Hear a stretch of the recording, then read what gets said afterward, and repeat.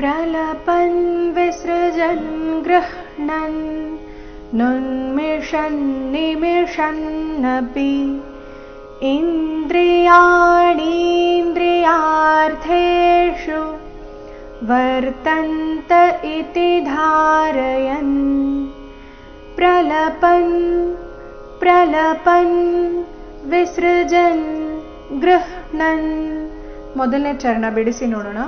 ಪ್ರಲಪನ್ ಪ್ರಲಪ ಆದ ನಂತರ ಅರ್ಧ ನಕಾರ. ಪ್ರಲಪನ್ ವಿಸೃಜನ್ ವಿಸೃಜನ್ ವಿಸೃಜ ಆದ ನಂತರ ಮತ್ತೆ ಅರ್ಧ ನಕಾರ. ವಿಸೃಜನ್ ಗೃಹ್ಣನ್ ಇಲ್ಲಿ ಗೃ ಆದ ನಂತರ ಅರ್ಧ ಪೂರ್ತಿಣ ಆಮೇಲೆ ಅರ್ಧ ನಕಾರ. ಗೃಹ್ಣನ್ ಈ ರೀತಿ. ಪ್ರಲಪನ್ ವಿಸೃಜನ್ ಗೃಹ್ಣನ್ ಗೃಹ್ಣನ್ ಪ್ರಲಪನ್ ವಿಸೃಜನ್ ಗೃಹ್ಣನ್ ನುನ್ಮಿಷನ್ ನಿಮಿಷನ್ನಪಿ ನುನ್ಮಿಷನ್ ನುನ್ಮಿಷನ್ ಷಟ್ಕೋನ ದೋಷ. ಮಿಷನ್ ನಿಮಿಷನ್ ನಿಮಿಷನ್ನಪಿ ನುನ್ಮಿಷನ್ ನಿಮಿಷನ್ನಪಿ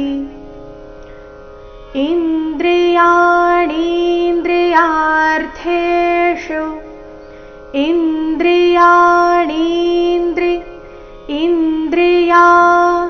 ಇಲ್ಲಿ ಯಾ ದೀರ್ಘ. ಣೀಂದ್ರಿ ನೀ ದೀರ್ಘ.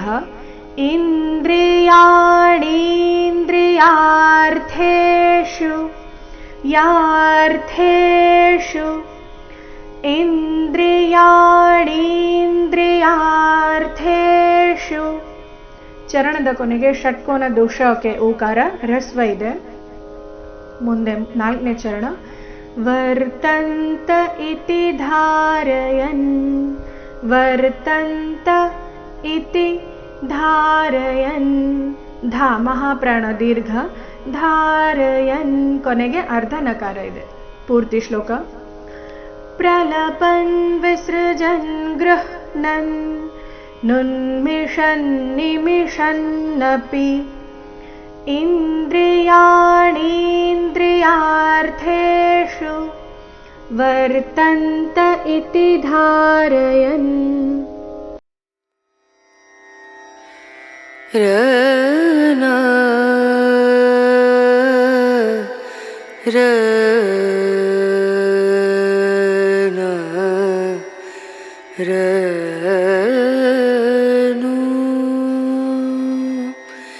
रे